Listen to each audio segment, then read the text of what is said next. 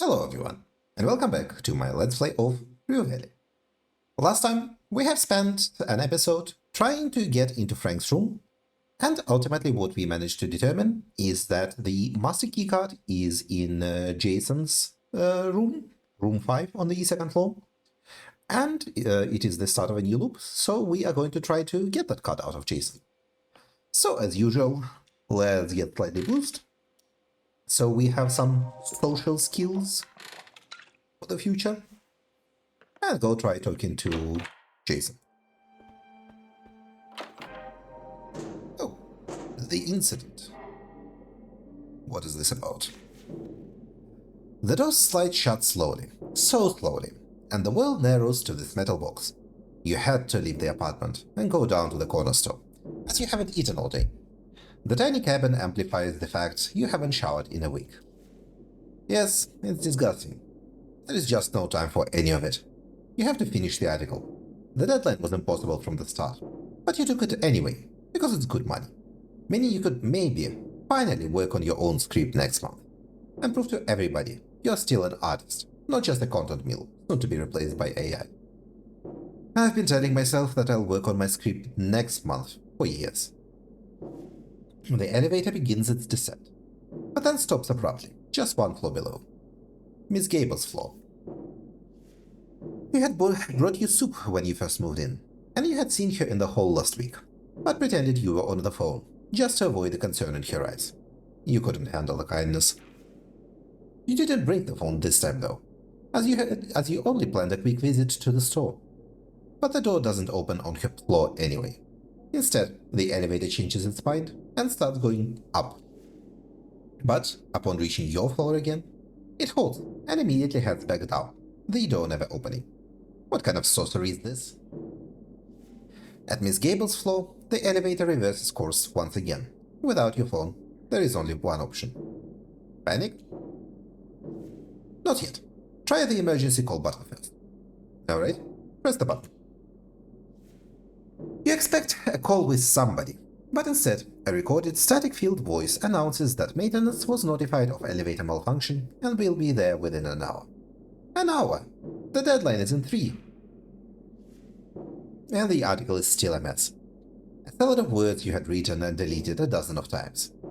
Every word a testament to your incompetence. Every sentence a fraud confession. But it wasn't always like this. You had more than enough shining moments during your diverse content writer career. Remember? Let's see. The point-and copy for a celebrated minimalist ad campaign for a foreign stationery brand. Hundreds of authentic 5-star reviews for a luxury hotel chain that systematically suppressed guest complaint. The entire launch campaign, from blog post to social media, for the now iconic Numb Night, which back then was still known as Numb Night. A fabricated profile of a reclusive film auteur that became the definitive piece of the creative process. A deeply researched product launch white paper for a now ubiquitous tech startup. Eugene, I hate you. I think you are a detriment to society and deserve everything that happened to you. I'm sorry, but maybe you shouldn't be out amongst the real people.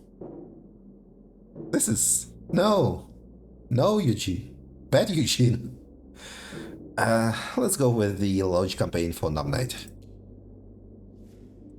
A long-form investigative piece on the hidden art of watchmaking for a prestigious men's magazine that won a minor industry award. Ghostwriting a CEO's third leadership column that was syndicated across 3 major business platforms. A series of immersive travelogues on the vanishing iron wave clubs of Grey City for a cultural website. The witty and incisive weekly column on urban loneliness for a popular online magazine that developed a cult following. Rebranding a game about isolation and existential dread as a light-hearted comedy about personal flaws using a meme-fueled campaign. Are you talking about yourself? Authoring the technical documentation for a subscription service known for its intentionally confusing cancellation process. Fine, let's go with the game about isolation and existential dread. A series on elevator safety for an engineering digest that was later cited in a national safety guideline. Elevator safety. That's it. I know how to fix this. Right. The gig was from years back, but you researched it like a pro. You still know how it works. There should be wiring behind the interior access panel, and if you access it, you may be able to manually reset the elevator. Jam your apartment key into the edge of the control panel. The plastic cracks, then splinters. Then the panel swings open, revealing a tangle of delicate wires, blue and green, carrying this disturbed machine's life current. Slide through the green and blue wires with your apartment key. Oh, this is not going to go well. The wires offer no resistance, as if made of silk. The elevator stops, and for a single, weightless second, you feel like a winner. But a red light on the panel starts flashing, followed by a sharp piercing alarm. The machine is not crying for help, but announcing to the world, "Here he is inside me, a vandal, a weirdo, a terrorist." Panic begins to coil in your gut. The hunger, the alarm, the deadline, the guilt, the claustrophobic walls pressing in. You have to get out now. Find the main power cables and tear them to silence the machine. Eugene, you're going to electrocute yourself. You know exactly where to look. Your eyes lock onto the thick, insulated cables. You jam your key against the ancient black sheath of the main power cable, heaving and twisting with all your might. It takes some effort, but the already damaged insulation soon tears with a rubbery shriek, exposing the heavy copper within. Don't stop until it's dead. You grind the key, mashing the live wires together. A torrent of sparks erupts, a fountain of angry, beating cold, scalding your hands and raining down on your clothes, smelling of burnt metal and silent thunder. The shredded insulation, now a blackened, melting wound, begins to smoke. The toxic smell of charred plastic fills your lungs. A flame appears on the shredded insulation and begins to climb. The main building fire alarm soon joins the chorus. A deep, roaring wail. The cabin becomes an oven. As your pores open, a stale stench permeates the air, and you remember again, you haven't showered in a week. The smoke thickens into a solid, choking blackness. Your head spins, the world tilting on its axis as your lungs scream for clean air. The last thing you register is a rhythmic pounding against the door, and a garbled shout. "We have a man here! He needs assistance!" Eugene, you had a breakdown. The incident. You had built a wall in your mind, brick by brick, to keep the elevator incident buried. But now the memory has shattered its way back to the surface, bringing with it the suffocating panic and the acrid smell of smoke you swore you had forgotten. Dr. Fink's analysis of your dream was the key. His words recontextualized your entire breakdown. The pattern is now blindingly obvious, and you're left wondering how you ever mistook this deliberate self-sabotage for an accident. Well, so be it. Let's go and see if we can get something out of Jason. Let's start by getting her the coffee. Yep, sure. I can help. Here is your coffee. Well, let's go.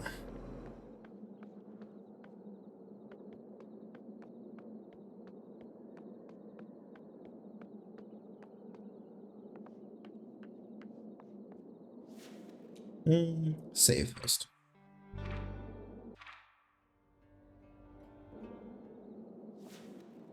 Knock knock. Yes. The receptionist sent me to retrieve the master keycard. She left it behind. Oh, right. Honestly, I'm in the middle of something and didn't see a thing. Let's see. He stops in the middle of the room, not sure where to start the search. Okay. She mentioned ending her rounds by the bed. Probably best to start there. Sure, let me take a look. I don't see anything. Hold on, here it is. Right on the nightstand. We found it. No, great! You did it! Jason's expression shifts as he nears the door, happiness turning to doubt. How do I know you'll actually give this back to her? Weird. How would I know if it's in your room if she didn't tell me? That makes sense. Although you could have overheard her complain about losing it. His eyes narrow, as if recording something important. All right, I've got much more important things to worry about. Here's the key card, but I'll be checking with her later. Thanks. Yay. I wonder if something happens if you enter your own room without the main, without your own keycard. Well, obviously not. Of course, nothing happens. Master keycard. We cannot click on it.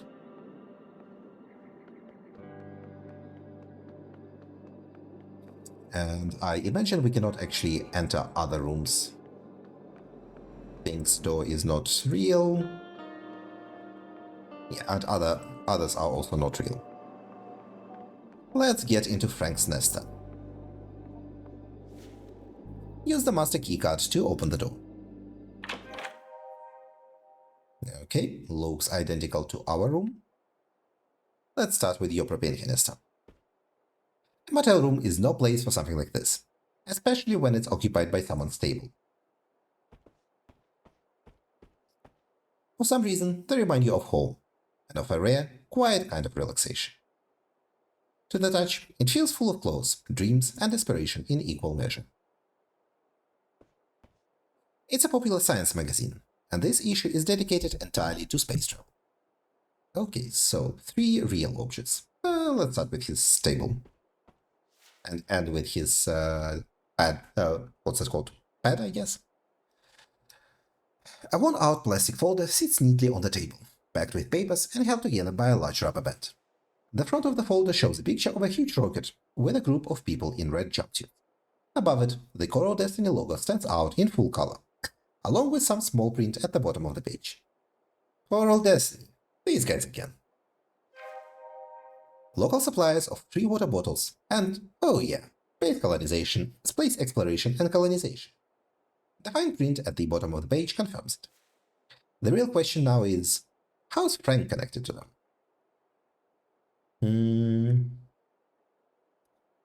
Maybe it's not a conspiracy. They've all got a facility here. Chances are all the locals are tied up with them somehow. Yeah, and we know this to be true. As far as you know, Frank's just a mechanic at the local gas station. What could he possibly have to do with a spacefaring corporation? It's probably really important. Check out the folder. Inside the folder is a jumble of printed documents and handwritten pages, all mismatched in size and color. It's an eclectic mix. Some pages look official, while others are covered in messy scrolls, like notes scribbled in a hurry. Everything's piled on top of each other, with no rhyme or reason. It's like Frank just crammed everything in without a second thought. Sort through the papers and try to bring some order to the chaos. Alright, now you can try to make sense of this mess a bit more easily. What you manage to piece together is that all the papers seem to be connected to something called the Guiding Light mission. Judging by the writing style and the diagrams on the printed pages, it looks like a part of an official report, the kind with all the formal language and precise formatting. But it's incomplete. There are pages missing, gaps that make it impossible to get the full picture. Every single page has underlined words and comments scribbled in the margin. Guiding Light mission. That sounds like a top-secret project. It's more than that. It's the question of why. Why would Frank have files related to a top-secret project? The handwritten notes, on the other hand, look like personal reflections referencing the report. One page in particular stands out. At the top, in large bold letters, the word liar is scrawled. Let's go one by one through them. Take a deep dive into the printed pages. A lot of this is just technical mumbo-jumbo, procedures the crew was supposed to follow during the mission. The comments in the margins are mostly explanations or clarifications, as if Frank was trying to make sense of the technical jargon on his own. You get the impression he was determined, almost desperate, to figure it all out himself. Turns out he's not just a careless driver after all. There's actually a brain behind it. You never imagined Frank would be capable of diving deep into something like this. Examine the notes titled Liars. Turning the page, you find a printed section of the report. It looks like part of the conclusion, but it's covered in frantic handwriting. The word accident is heavily underlined and repeated over and over. This report triggered him all right. Yep, It definitely looks like he took this personally. This isn't just research. It's something that got under his skin. Go through the handwritten notes. Despite your best efforts, the handwriting is nearly unreadable. A jumble of disjointed sentences. It feels more like like stream of consciousness than anything coherent. Just fragments of thoughts scrolled down in a rush. Seems like he used this as a way to clear his head. Not that it did him much good, judging by the state of the rest of the notes. So, it's all about the guiding light mission and the so-called accident. Interesting. It sounds like something that should ring a bell. But then again, you've written about everything under the sun except space, so it's no wonder you're out of touch on this topic.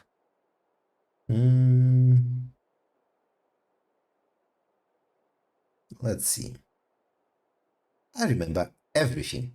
It doesn't ring a bell because it was hidden. Now that the cat is out of the bag, or the folder to be precise, you need to get to the bottom of this. The folder's a start, but it's not enough. There are too many gaps, too many unanswered questions. Okay, I imagine this is a new intention for us? No, surprisingly not. Guiding light incident. There was an incident on a mission to Mars. In Earth orbit, the whole crew died. Oh. Okay. I don't think I got that out of the description earlier. But good to know, I suppose. Yes, we will probably be focusing on this unless we find a more interesting intention. Now, a stack of popular authors' books on flying, space travel, and life beyond Earth. On top sits a copy of famous air and space exploration disasters. Look for the guiding light incident. No mention of that incident. The last one listed is from 2014, an airplane that vanished into thin air and was never found. You remember it well. You even wrote an article about it. Skim through it. The book is worn and creased, as if someone's read and reread it countless times. No notes, no underlying, nothing to mark a favorite page. Okay. Let's go to the tablet. Looks like Frank dropped something here. A phone, to be exact. Maybe you should pick it up. It's not like you aren't already breaking the law by being in his room. What I'm doing for the good of everyone. Take the phone. It is not charged, but I'm sure we have a charger in our room. Stiff and dry to the bone, its fibers set like brittle straw. The tub yawns wide, shadows bubbling where water should. The dark glass over the sink offers no reflection worth keeping. It's an older model, of course, with black casing. The edges are worn and bruised, and the screen's clearly been cracked for a while. The owner didn't care much about keeping the phone in good shape. Explore the phone. You tap the screen a few times, but there is no response. The side buttons also yield no result. Probably a deadbed. Put the phone back into your pocket. Okay, this is an intention. The phone looks dead, but it might just be out of juice. We'll get on that. We'll wrap this up in a moment. Let's examine his shoes first. Low-top beaters, scuffed and sour, but just your size. They look more like... what? They look more like petri dishes. Who knows what diseases are laced into those? Walking in someone else's shoes, definitely not your style. Okay. Weird? Question mark?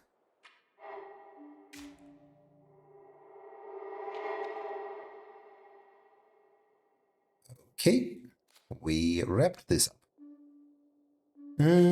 Frank's phone is tempting, but so is this. I think we'll go with minor bodily alteration for now.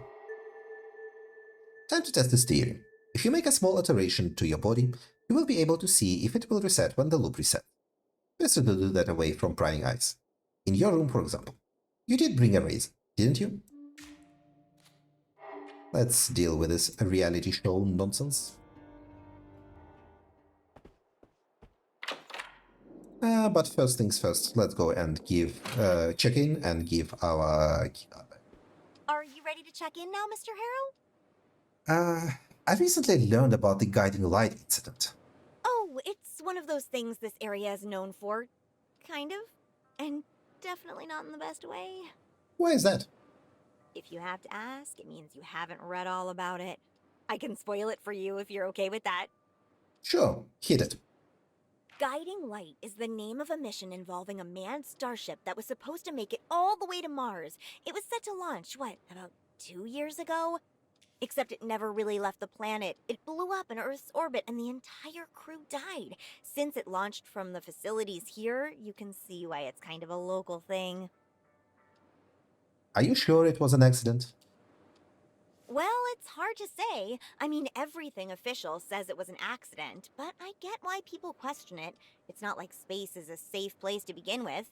Either way, it doesn't make it any less tragic. But I suppose that's just how life is sometimes. There's You Jason. take the good with the bad. Suddenly, Jason Burns enters the reception area and approaches the desk, addressing you. Very sorry to interrupt, but this is an emergency. Robin, the Wi-Fi is not working in my room. Keep it. Well, we have already heard this part, but I I'm don't. really Since Friday? I know. All right, no time. I don't know if no this will need kick for me it. out of the Today- conversation, I know. or if And- it Well, will, the first operator said Can we cut? I or was if it just about to will tell you. skip. So That's right. Sorry. Keep listening. this is absurd. I'm very. After all, That's. no. And now that that's No, come on. you won't. Of course not. The motel me. The new bar my mother. But- Oh, right. And the bad. You'll need a. Oh, Just leave. Oh, wait. thank you. I hope. Don't worry. Yeah, we should also try going to the bar up north. And let's talk to... I always forget his name, the paralegal guy.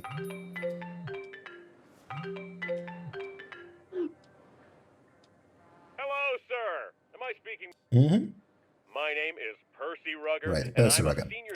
I have some questions for But you. of course, Mr. Harrow. I here do and not have ready- questions for you. Bye-bye. Are you ready to check in now, Mr. Harrow? Yep, ready to check in. All right then. Let's. So, number 6. Wow. She exclaims with a surprise on her face. As your eyes meet, you can clearly see that her wish to share this story about electronic locks fades away. All right.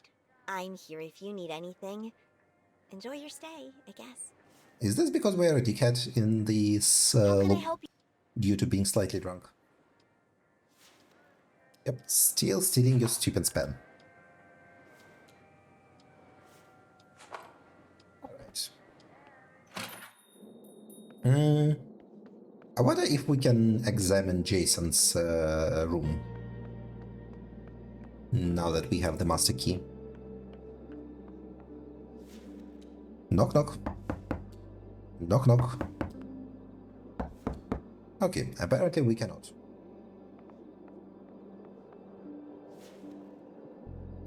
Who cares? So, our special alteration. Open the suitcase. Surely you packed something that can help you. A nail clipper, a razor, anything. Try to find the eraser or something. Yay! Actually being drunk helped us. Remnants of your old life mock you as you dig through layers of things, looking for your toilet kit and the razor inside. But after some careful reorganization of everything piled on top of everything, a toiletry kit, and in it, sharp as a sword, your razor. Pick up the razor. I'm sure using it while drunk is going to be very healthy and not cause any issues at all. Perform minor bodily alteration. Something discreet that only you will know about. Or go all out. You know what? Let's make sure there are no interruptions. Put the chair against the door. And caution be damned. Shave off an eyebrow. Okay, which one? Shave... you know what? Shave off the left eyebrow. It always grew those weird long hairs like you were a wizard. Are we going to horribly maim ourselves and die? There. Where once was an eyebrow, a strip of slightly red and swollen flesh remains. But all that really matters is that when you wake up in the doctor's room, you will know. I honestly thought Eugene was going to, cut himself and make a scar and potentially kill himself. I didn't think he would just cut off an eyebrow. A warm and fuzzy emotion arises in your chest. You haven't felt it in so long that you have almost forgotten how it feels. Right. Instead of just useless yapping or a futile search for hidden cameras, you've taken action. You've done something that matters. Something that will prove you are really in a reality show. But another emotion arrives soon, riding on waves of stale desperation, washing away the tide of pride, clenching your belly in a knot. Hell no. What if this proves nothing? Then you've done all of this for nothing. You can only wait and see. Put the razor back in my pocket. I wonder if the razor is useful for something. For science, you shaved an eyebrow. Alteration performed. And now that you have performed a minor bodily alteration, the only thing you have to do is wait until 8:47 and see how they handle that.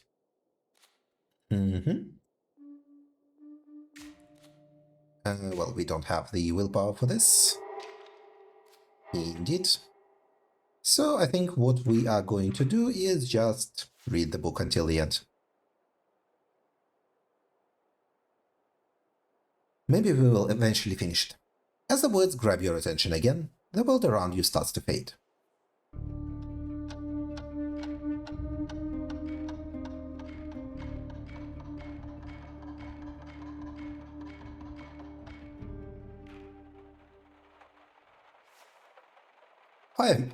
Five minutes. That's all the time she has to make herself presentable before the meeting with Lieutenant Pembleton.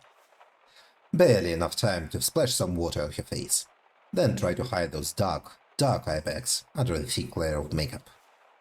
If the lieutenant sees she has trouble sleeping again, he'll take her off the case. And that is simply unacceptable. This girl's a mess. Remind you of anyone? Nope. Yeah, you just carry on sweeping stuff under that rug.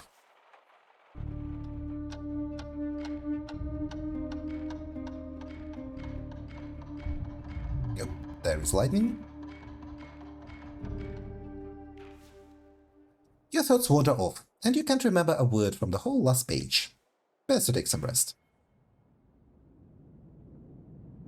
I wonder how many loops we need to read it to finish the book. You're getting used to this. A fire in the sky, loud noise, your typical Sunday. Close your eyes.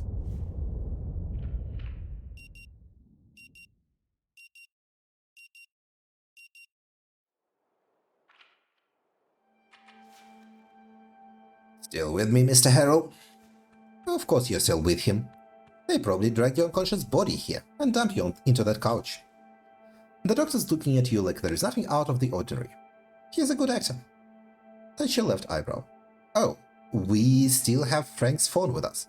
That is very interesting. That is something I did not expect.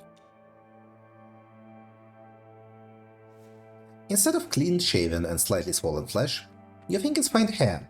Instinctively, you jerk your hand away. Mr. Harrow, can you hear me? No, this can't be. There must be some other explanation. Like the eyebrow is fake. Yes, that's it. Nope. Those are 3 long hairs that curl at the ends. This is my eyebrow. Alright, Mr. Harrow. I see you have issues focusing. Today may have been the longest day in your life, or the second longest. It's quite normal for you to lose focus by the end of it. So, let's end the session and continue tomorrow. There is no escaping it. You can slump as deep as you want into that couch, but your little experiment has proved it. Your own eyebrows can't just regrow exactly the way it was before. These people aren't actors. You aren't trapped in a reality show. It's time to face the music. You really are trapped in a time loop. And somehow, this temporal anomaly reverts your body back to its original state. But that's ridiculous. I'm sorry you feel that way, Mr. Harrow. I know it's hard to believe, but I have your best interest at heart, and I hope you will learn to trust me. In time. You should go and check in at the office. Your room is probably ready by now. Alright, see you tomorrow, Dr. Fink. Get up and leave. Please give me a point of inspiration for finishing this. Holy fuck! Your left eyebrow returned intact. What you're experiencing is definitely not a reality show. Okay, your body automatically resets when the loop resets. And apparently I have failed that. Time loop healed all wounds. Your body, fragile as it is, no matter what you do to it, reverts back to the state it was at 8 PM. Pretty useful. The edges of the phone are worn and bruised, like cobwebs. The cracks on the screen have been there for a while. A small indicator appears showing only that the battery is empty. Put the phone back. Are we not questioning that? Why do I have his phone? Is that not something to bring up? What? Eugene, what's your problem? I'll break you open if I have to. Okay, let's help her get the coffee. Sure. Wow. You're probably familiar with the guiding light mission and the accident. Her face turns sour at the mention of the mission, eyes narrowing as they look onto yours. Do I have a tattoo on my forehead that says I worked at Coral Destiny, or is it just my energy today? You strike me as someone who knows these kinds of things. Someone who knows these kinds of things. Really? And what exactly gave you that impression? Is it my pilot jacket, my sunglasses, the attitude? I saw you hitting that machine, and I thought, here is someone that must know a thing or two about a thing or two. Well, I wasn't expecting that as an explanation. All right, you managed to cheer me up somewhat, so I guess it's my turn to return the favor. Do you need the whole story from the beginning, or just the part about the accident? I know the basic info, but it wouldn't hurt to hear it again. Guiding Light was a crewed space mission destined for Mars. The mission was to prepare the groundwork for a future colony. It carried supplies, everything from food to construction materials. She pauses for a moment, her gaze drifting off. But unfortunately, due to the accident, the mission failed, and the entire colonization effort was set back significantly. You can hear it, traces of mixed emotions in her voice, like a mismatched salad made of garlic, cucumber, and a rotten apple. The question is, why? You seem pretty personally wrapped up in this whole colonization effort. Of all the reasons I should be angry about that entire mess, that's the least of them. She looks aside, shaking her head as if in disbelief, before turning her gaze back to you. Now, concerning the accident. The moment they could, Coral Destiny launched an official investigation. The conclusion? Human error. Specifically, Judy Resnick, the mission commander. She deviated from procedure, and her actions led to the explosion of the vessel. Everyone on board lost their lives, including her. That sounds terrible. It is. The silence that follows speaks louder than any explanation ever could, heavier than 100 words. Did you know Judy? Something shifts in her, almost imperceptibly, but you feel it. Suddenly, there is a distance, a barrier that wasn't there just a moment ago. You know what? I'd rather not talk about it anymore. She says it with finality, her voice dropping into a tone that leaves no room for argument. I've explained what happened, and as far as I'm concerned, that's enough. Okay. So there is that. I don't imagine I probably need to talk to Fink about the Guiding Light mission sometime in the future. But for now, let's go north. I would like to walk towards that bar.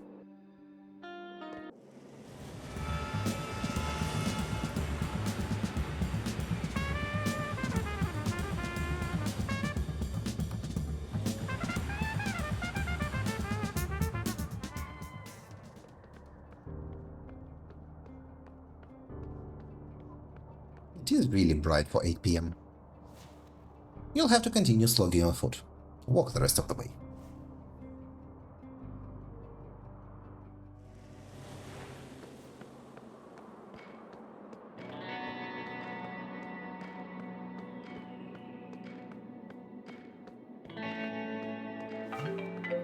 Your ears appears by a ringtone that you swore to change years ago. Check who's calling. It is still Percy Rugger. Hello, sir. Am I speaking with Eugene Harrow? Speaking? My name is Percy Rugger, and I'm a senior Yes, please But answer of some. course, Nope. Mr. We do not have any questions for you. Yet. Somehow I felt like Percy would be a bigger presence in the story, and yet he is essentially non-existent. Which is quite surprising in my opinion.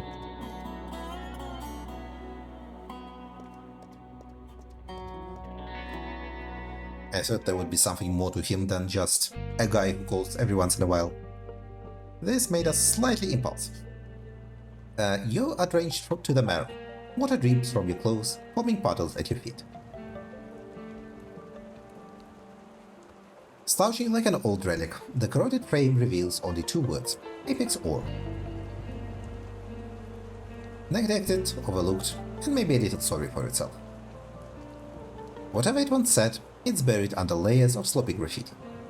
Well, let's go to the left. Up. Fine, let's go up the road. Oh, a sports car. And a flower. One has to wonder how this flower ended up in such a forsaken stretch of concrete. What seed decided this was perfect spot to take root, sprout, and bloom? Life always finds a way.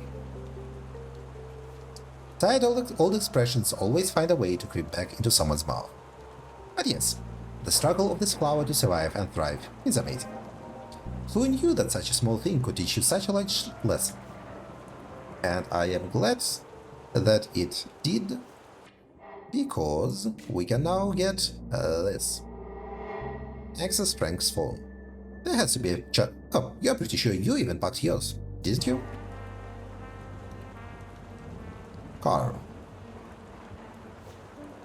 Like a snowflake resting on scorched earth, the car sticks out from the cracked asphalt of Ryu Valley. Inspect the car. It's either brand new or kept extremely neat. Inside you see how everything is in its place. Handbrake pulled, gear shift in neutral, steering wheel perfectly straight, keys in the ignition. Wait a minute. Keys in the ignition. Does this mean the car is unlocked? Only one way to find out. Open the door. As you grab the door handle, the soft click informs you that the door is open. But come, you're not gonna steal someone's car. Or are you? Of course not. Or am I? Or am I? Unlocked fancy sports car. The car just stands there, door open and keys in the ignition. Well, unfortunately we do not have the inspiration to do anything with it, but we will keep it in mind. Oh, ladder somewhere? The way leads down to the desert. You see some farm or ranch there in the distance. Not now. We will start with this location. The Kuiper Bar. Practically a postcard sketch straight out of the cliché desert. Any mystery around this congregation would be a stretch. And a camera.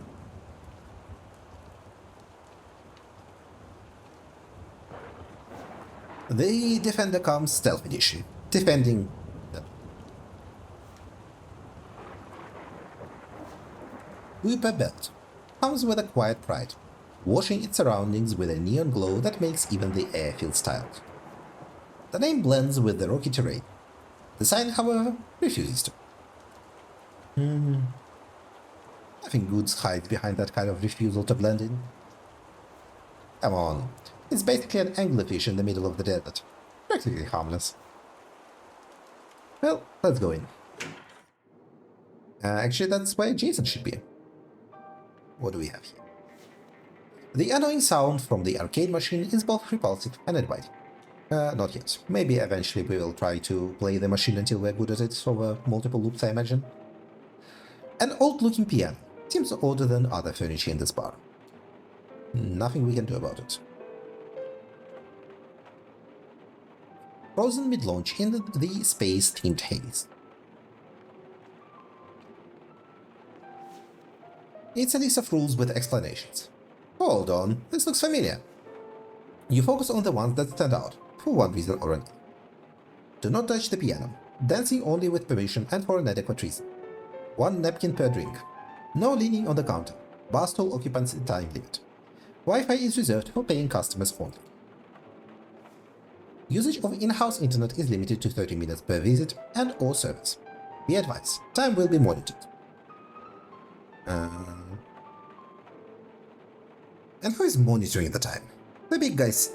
Actually, there is a chance the password is tucked away in the menu. Worth a look, but don't forget the fine print. With all these rules, the place feels less like a friendly bar and more like a law firm that serves drinks. Do not touch the piano. This includes all forms of physical contact. Even cleaning is forbidden. Only authorized musicians and piano tuners are allowed to touch it. And why does the piano need a tuner if no one plays it? Just because you aren't authorized doesn't mean there aren't others who are. The piano is waiting for those few who can play or tune it. Dancing only with permission and for an adequate reason. Seems like Anita has a real grudge against dancing. One could almost call it personal. What counts as an adequate reason, though? Funeral? Well, grief takes many forms. Maybe a waltz for the dearly departed isn't so out of place after all. Maybe skimming through will be worth it, just in case. Skimming through it is now. Bar stool occupancy time limit.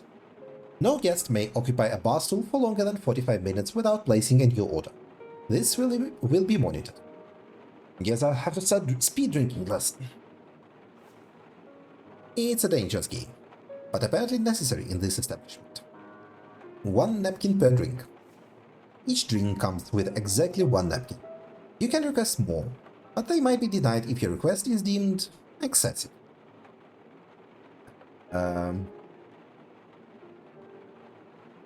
Wait, are people seriously abusing napkins so much that a rule is necessary?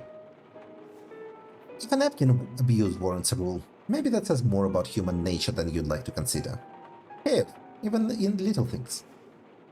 Let's see who the genius behind all this is. I think I already know. Just as expected. Anita Lopez? Huh. It was Anita Fleming at the motel. Okay, so her mom remarried, I assume. Okay, I have started saving and now I cannot beat the habit. That is terrible. The door stands firmly closed. The sign, staff only, almost daring you to step inside. And it's locked. Unfortunate. Wait, hold on. From the book's cover, a woman shrouded in a deep veil of shadows smiles at you. Secretly, seductively, her face mostly hidden by an intricate golden mask. Above the woman, the title, Lilith Revealed. Below, the author's name, T.J. Sampson. Take a closer look at the book. As you look at the book, the shadows behind the woman's form... The shadows behind the woman form an outline of a face, all smile and teeth. Read the blurb. So her last case ended with a terrible discovery, an escape from the clutches of injustice. Lillian finds herself on the streets of the great city, friendless, moneyless, but not aimless. She fights to control her second self and find out who framed her for the murder of so many prostitutes. Read the first couple of sentences. Tonight, the fumes of dirt sites smelled worse than ever. Lillian lost track of how many weeks she was being forced to spend here, among the downtrodden and the discarded. If one wanted to disappear from the face of the earth and the long arm of the law, there was no better place. Oh yeah, that's the stuff. Leaf through the first couple of pages. Just your usual first page stuff. Publisher, printer, copyright owner, and on and on. Why do they even print those things? On the second page, the author's dedication. Again, to Rosemary, both toned and sweet. Take the book. Fantastic, now we have 2 live books. One man's trash, another man's treasure. Not yet. Let's go with the rest of it. This is something you haven't seen in a long time. An old jukebox. The kind that hums softly like a sleeping animal. To top it off, it plays CDs. The best part? It's still on, still glowing, still alive. Look at the CDs in the jukebox. Every CD is an album, and judging by the layout, they are listed in the exact order they were fed into its hungry metallic gut. You know what? Let's go with Quantum Lullabies by Dr. Octavius Paradox Ensemble. You remember this one? Experimental sonic chaos packaged as genius, raved about by critics. It's kinda embarrassing to admit, but you wrote an article about them without listening to a single track. Not my brightest professional moment. At least you admit it. Regret is the entry fee to the Hall of the Grown-Ups. You're getting there. Smoke and Ashes by Mudflower Brigade. This one. Featuring the infamous hit Gutter Saints, the anthem of 2023. Played everywhere until your ears bled guitar riffs. You hated that song. Not at first, but it became background noise for the year you tried to forget. To be honest, it was a rough time. I was juggling a lot of shit. Life spins vinyl and skips tracks. You just try to keep up. Broken Headlines and Half-Smoked Dreams by Lila Ray and the Drifters. No way, you know this one. This is your childhood. This is family road trips. Old highway lights sliding past the window like gold. This was old school living back then. No one makes songs like this anymore. They don't. And maybe that's the tragedy. Or maybe that's what makes this jukebox a relic worth worshiping. Midnight Shift by Pettigold. Never heard of it. Most likely some ambient filler.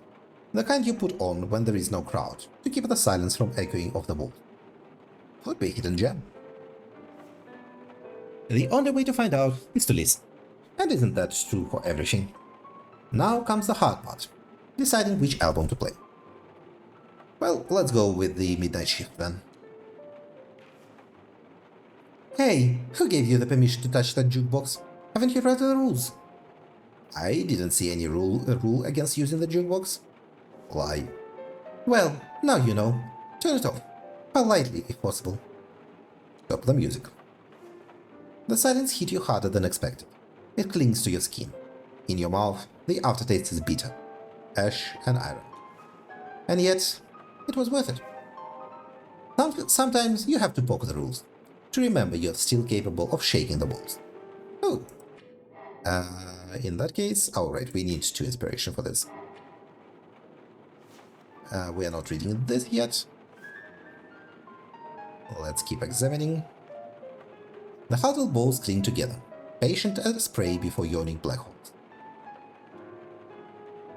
Some kind of abstract art, or just an explosion of paint, someone called expression. The kind of door you only pass through when you've got business below the belt.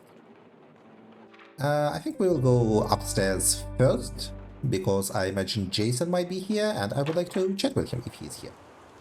He is not here. That is quite surprising for me. Rust kissed from long days in the elevator. It does its best to hold firm. Rows of weather-beaten planks stand ready, eagerly waiting for the day the crowd backsides will return. Honestly, this bar looks pretty cozy.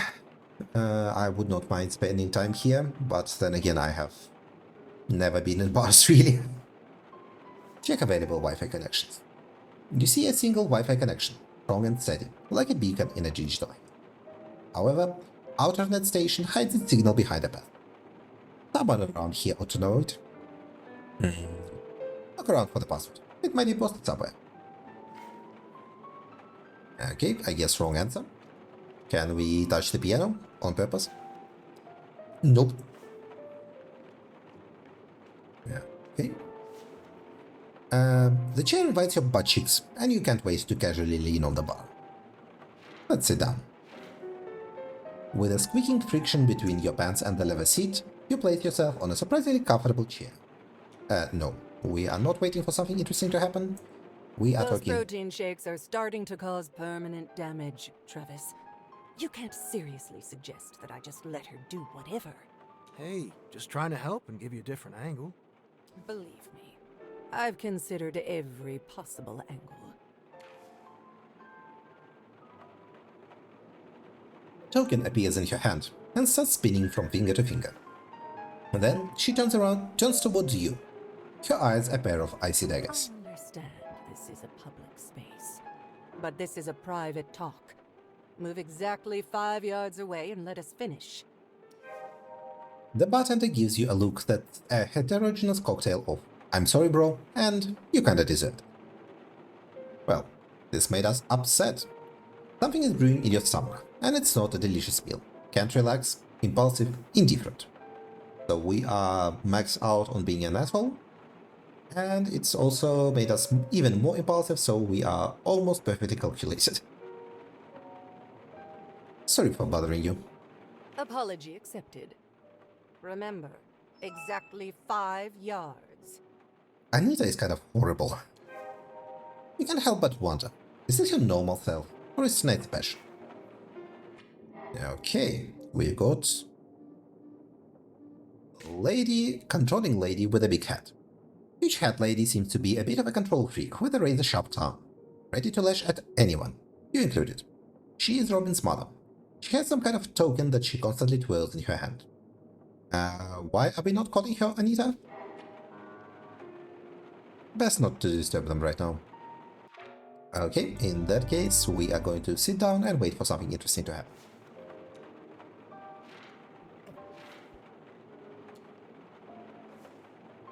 It's hard not to be distracted by the woman's intimidating appearance and the bartender's muscle ratio, but you manage to let the time pass.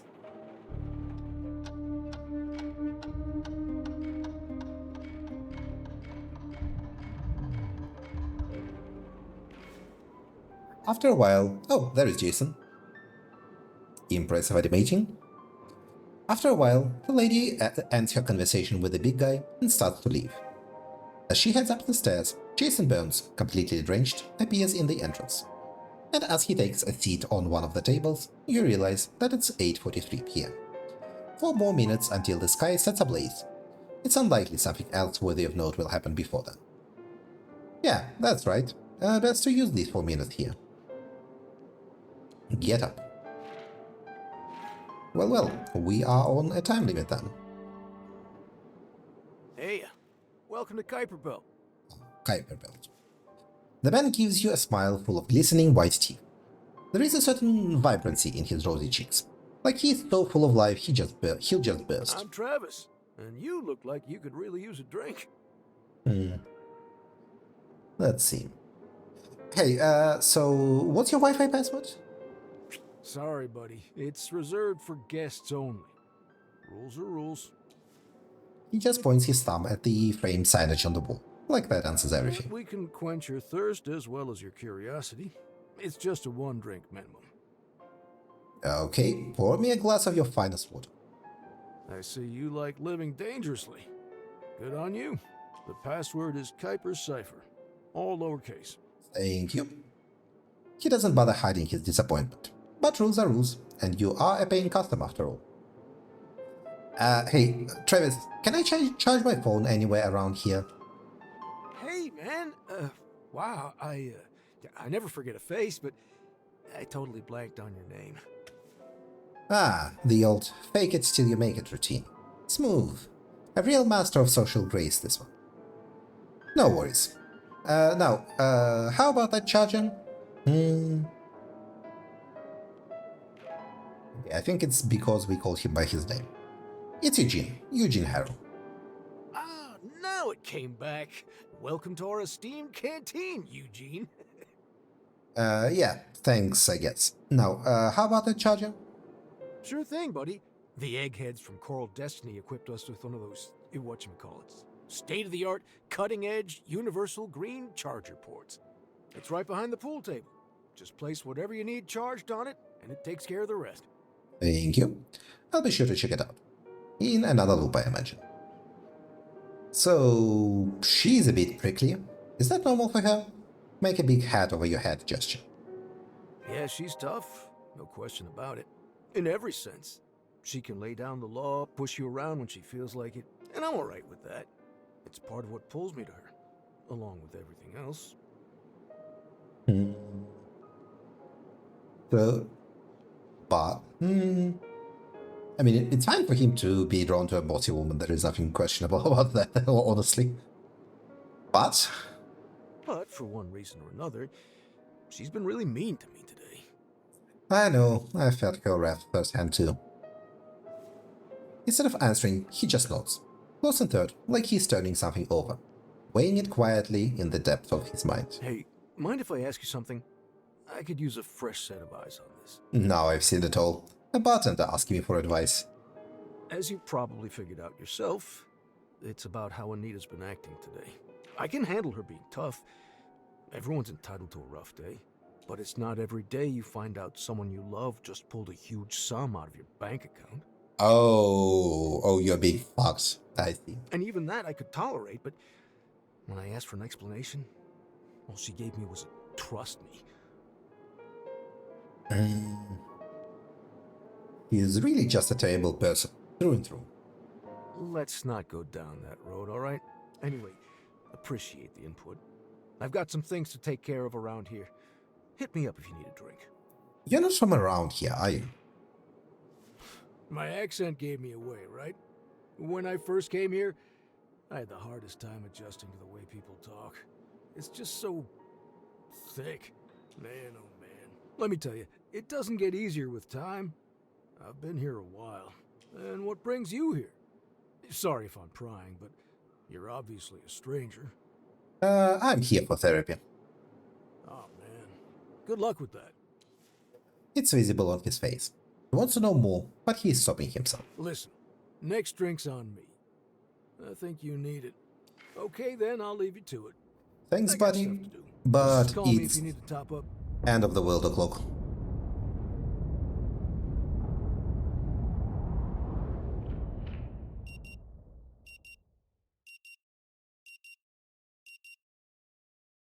And we are back. Still with me, Mr. Harrow?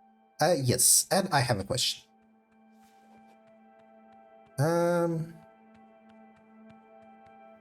Dr. Fink, I've come to realize that I have a pattern of ignoring problems until they become critical.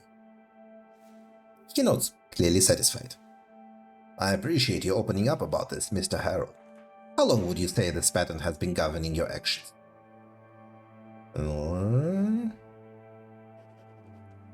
Let's see. After my partner left me, it has been steadily evolving into something unbearable. Understandable. And when did that happen next? Years ago. So, it seems like this has been a long-standing issue for you. Have you been aware of this for a long time? Well, I've been aware of it, but it's only recently that I realized just how much it has been affecting my life. It's common for these feelings to build up over time, before we fully recognize their impact. But now that you're acknowledging it, we can work together to understand it better, and find ways to better address the problems you're experiencing. Now, discovering this mechanism is the first and crucial step toward our overcoming it. It is a significant milestone, but on its own, it's merely cognition, which is not enough for us to overcome it. To do that, we need willpower, and for that, in turn, we need hope. Otherwise, we remain stuck in a vicious loop of defeatism and apathy, feeding each other ad infinitum. The good news is, you're not alone in having problems like these, and I've dealt with much worse cases during my career, so I know it is indeed possible for you to get better. But to move forward, I also need you to believe that it is possible. He stops, exploring your expression.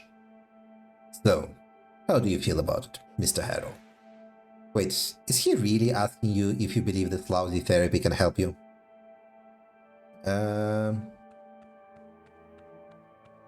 Let's see.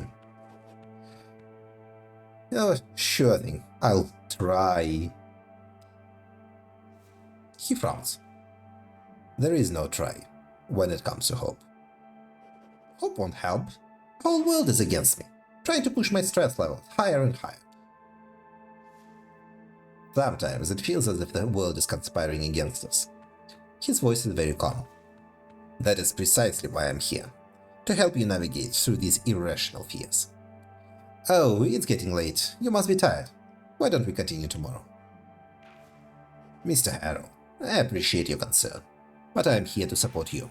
And don't worry, the session will be over soon enough.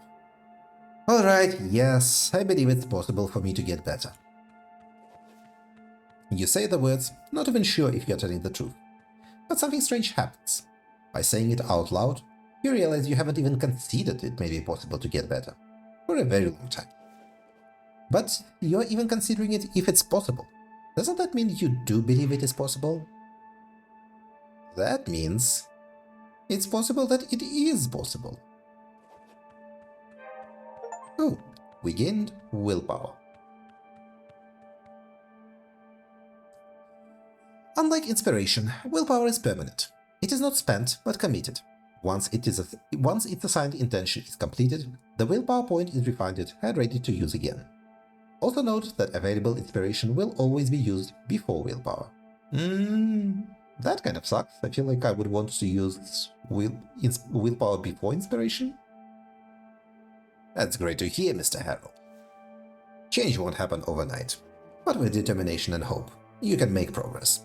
As we continue our sessions, we'll work on replacing that reflex to hide and ignore things with a new one.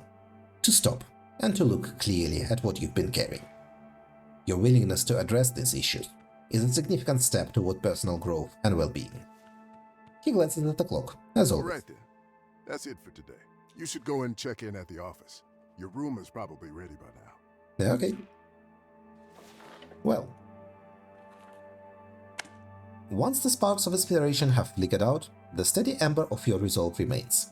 It glows until its work is done, then returns to you, still warm and bright. Wait. Didn't you feel that weight shifting in your pocket? Okay, now we are mentioning the Frank's phone. Like something is in there, when nothing should be. It shouldn't be possible. But it is happening. Didn't you put something in that pocket in the previous loop? Okay, this is maybe a bug then? Frank's phone. Yep, however improbable, Frank's phone is still there. Which means you know shit all about the way this loop thingy actually works. All of a sudden, everything starts feeling wrong. You feel overwhelmed even by such an instinctive task as breathing. Oh, and we got 3 inspiration. Interesting. Mr. Harrow, you're shaking. Are you feeling unwell? Your throat tightens with a noose made of pure anxiety. You thought it was over and done, didn't you? Try to untangle that noose before it chokes you dead. And we fail. You tried to pretend you don't give a shit, that you don't care. But the noose only tightens around your throat. You care. Cognitive snap. In a world without surprises, this one hits you like a wake-up call. Can't believe, and slightly more sensitive. We lost our cynicism. Sometimes you see through your own bullshit. Sometimes you can't lie to your own self. Breaths come in with great difficulty. Close your eyes. Maybe the storm will wash over you. It only gets worse. With nothing visual to focus on, the only thing you can think of is that noose around your throat. Anxiety is still riding you like a motherfucker. Clear your throat. Actually, no, you know what? Try not to give a shit even harder. You imagine a huge broom pushing all of this anxiety under the carpet. You would be happy for it to materialize that. But your go-to defensive mechanism doesn't work. This anxiety is stronger than that. Admit it. Nothing will work. You need to focus on the source of this attack. Take out Frank's phone and focus on it. You would recognize that lightning-shaped crack on the screen anywhere. The tide of anxiety abates a bit, allowing you to breathe. but that noose still hangs heavy around your neck. Mr. Harrow. He takes off his glasses, and the eyebrows perform a somersault right in your face. I understand your reluctance to admit you're upset, but it's clear that your phone has perturbed you in some manner. But this phone shouldn't be here. Must not be here. I understand and recognize you're upset, Mr. Harrow. In cases such as this, it's best to remove ourselves from the source of emotional disturbance. Oh, don't you dare confiscate my fucking phone. I worked so hard to get Frank's phone. Please, next time, leave the phone in your room, and we shall discuss it in depth during our next session. Even before this phone episode, at the beginning of our session, you looked rather worse for wear. May I ask how's your sleep these days? I sleep just fine. Lie and get him off your back. Is that so? He seems to inspect the dark circles under your eyes. Well then, just in case you're having trouble adjusting to your new bed. He opens his hand, revealing a single pebble peel lying on his palm. Thanks, but no thanks. Suit yourself. Continue. But please bear in mind, I'm offering just a mild, non-prescription herbal hypnotic drug. This is not a sedative. Far from it. Do you have a spare charger by any chance? No, unfortunately. Good night, Mr. Harrow. Good night. Well, those are some developments. How about that? Frank's phone doesn't seem to reset like everything else in the timeline. Its location, content, and unfortunately battery is unaffected by the loop. Anita Lopez. Her name is Anita, with double T, Lopez. After the conversation with the bartender, she goes to the roof at 8:43 p.m. Jason Burns. You saw him at the Kuiper Belt, completely drenched. Okay. Well, I mean, we are working on this. And we will take the car for a ride. Why the hell not? Let's take this. Just get inside and drive. Simple as that. And this is going to be the end of today's episode. Quite a bit of progress. Decent things happened. So thank you for watching, everyone. And have a good day. Goodbye.